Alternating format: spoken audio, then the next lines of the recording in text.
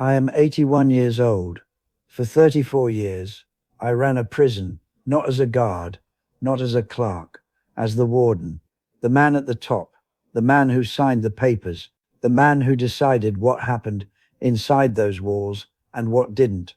I had power most people never see in their lifetime, and I used it without hesitation. For most of my career, I slept fine, deep, uninterrupted sleep, the kind of sleep a man gets when he believes he is doing his job right, when he believes the system is just, when he believes that the men behind those bars deserve to be there. I was wrong.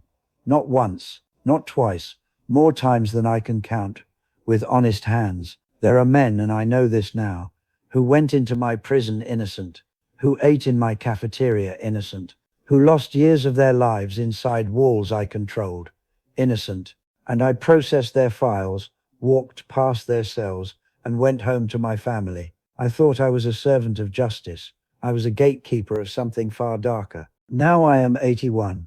My hands shake when I pour my morning coffee. My knees don't carry me the way they used to. And every single morning, before the rest of the world wakes up, I sit in the same chair by the same window and I think about their faces. I remember faces I told myself I had forgotten. Here is what I need you to understand before I go any further. I am not telling you this story because I want forgiveness. I stopped believing I deserved that a long time ago. I am telling you this because you are still young enough to make different choices than I did. Because the mistake I made, the core mistake underneath everything, is not unique to prison wardens. It lives in offices, in hospitals, in courtrooms, in schools, in families. It might already be living in you. I thought I had time to ask better questions. I thought I had time to look closer. I thought discomfort was a weakness, and certainty was strength. I was wrong about all of it. And by the time I understood that, really understood it, the damage was already done. The years were already gone. The men were already changed in ways that no release date could undo.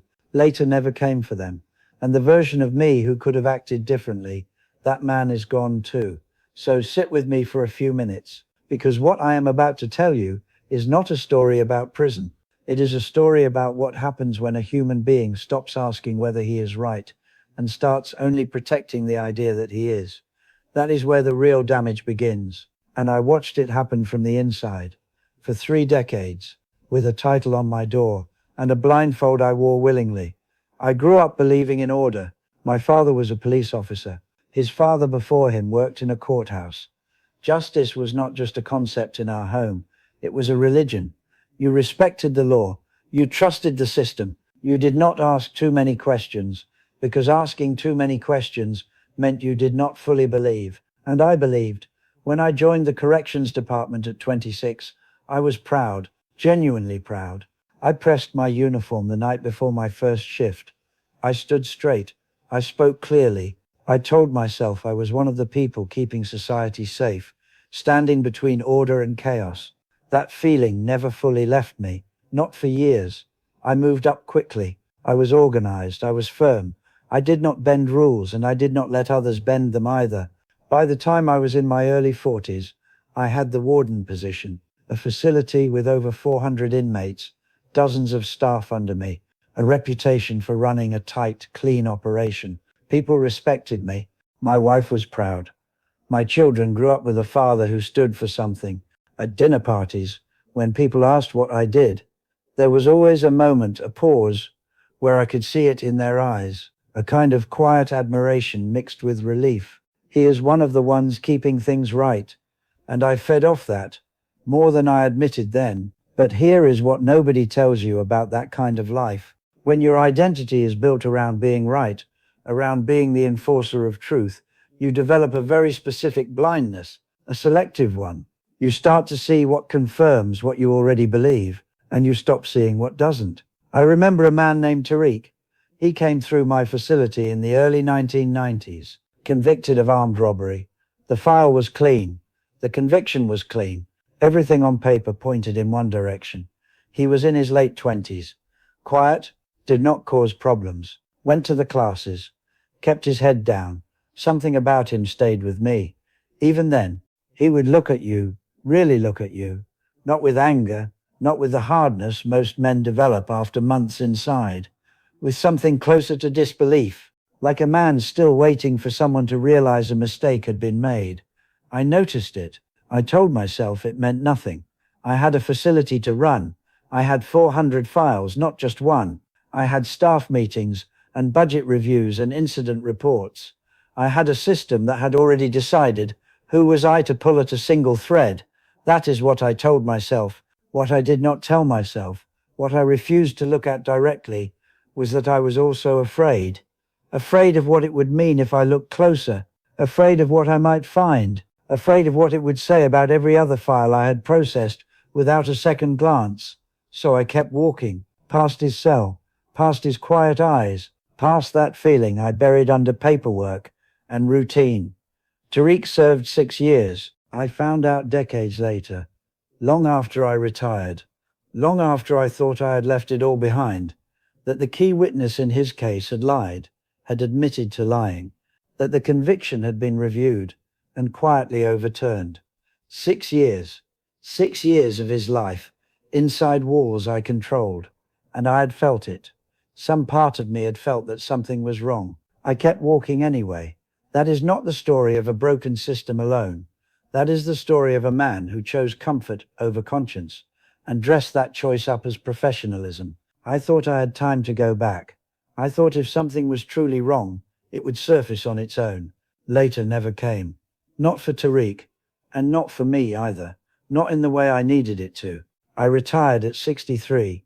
There was a small ceremony, a plaque, handshakes from people I had worked alongside for decades. Someone gave a speech about my service, about my dedication, about the hundreds of hours I had given to the department. I smiled through all of it. I drove home that evening, hung my uniform in the back of the closet, and told my wife I was finally ready to rest. And for a while I did. We traveled. I read books I had been putting off for years. I watched my grandchildren grow. I filled my days with the quiet reward I had told myself I had earned. But something had followed me home. It did not announce itself. It did not arrive all at once. It came slowly, the way water finds a crack in a wall, not with force, but with patience, with time. It started with small things, a name surfacing in the middle of the night, a face appearing in that half-conscious space between sleep and waking, a feeling I could not name pressing on my chest on ordinary afternoons. I told myself it was age, told myself all men review their lives when they get older, told myself this was normal. Then my son gave me a book. He did not give it to me with any intention. It was simply something he had been reading, a collection of accounts from men who had been wrongfully convicted. He left it on the kitchen table. I picked it up one afternoon with nothing else to do. I could not finish it, not because it was poorly written, because somewhere around the fourth account, a man who had spent 11 years inside before the truth surfaced, I stopped reading and sat completely still for a very long time. The details were different. The case was different. The facility was different. But the man's description of what it felt like, the specific feeling of being seen as guilty before a single word left your mouth, of being processed like a number, of watching people in authority look at you and decide you were not worth a second look. That part one recognized, because I had been one of those people. Not once, many times. I sat at my kitchen table, and for the first time in my adult life, I did not reach for justification. I did not tell myself I had followed the rules. I did not remind myself of my record, my reputation, my plaque on the wall. I just sat there, and something broke open. Not dramatically. There was no shouting, no tears in that moment. It was quieter than that, more final, like a door closing somewhere deep inside a house you thought you knew completely. I had spent 34 years believing that doing my job correctly was the same as doing what was right. Those are not the same thing. They are not even close to the same thing. Doing your job correctly means following the process. It means the paperwork is clean. It means the rules are observed. It means nobody can point at you and say you made a procedural error. Doing what is right means something harder. It means using your eyes beyond the file in front of you, It means sitting with discomfort long enough to ask whether what you are looking at is actually the truth. It means accepting that the system you serve is built by human beings, and human beings are wrong, regularly, consequentially, sometimes irreversibly. I knew that. I had always known that somewhere. I chose not to let that knowledge cost me anything. And the men who paid the price for my comfort, they did not get to make that choice. Tariq did not choose that. The others I have thought about since, the ones whose faces I carry now, in a way I never allowed myself to carry them before, they did not choose it either. I thought I had time to become a better version of myself while still inside the role. I thought discomfort was a signal to wait, not a signal to act. I was wrong. Later never came while I still had the authority to change something. It only came when I was an old man in a quiet kitchen, finally out of excuses. That was the moment I understood what I had actually spent 34 years doing. Not protecting justice, protecting my certainty. Let me tell you something I wish someone had told me at 35, maybe at 45, maybe even at 55. Certainty is not strength. I believed for most of my life that being certain, being decisive, being unwavering was what made a man trustworthy, what made a leader effective, what separated the people who could handle hard responsibility from the people who couldn't. I was wrong. Certainty without examination is not strength, it is armor. And like all armor, its real purpose is protection, not of others, of yourself. I wore that armor for 34 years. It protected me from doubt, from discomfort, from the kind of questions that slow you down and cost you sleep, and force you to look at yourself in ways that are genuinely painful. And while I was protected, comfortably protected, real people were paying the cost of my comfort with years of their lives. Now hear me carefully, because this is the part that matters beyond my story. You do not have to be a prison warden to do what I did. You do this when you decide someone is a certain kind of person and stop looking for evidence that you might be wrong. You do this when a voice inside you says something is not right, and you bury it under routine, under responsibility, under the noise of being busy. You do this when you choose the version of events that is easiest to live with, rather than the version that is most honest. You do this in how you treat people who cannot push back against you.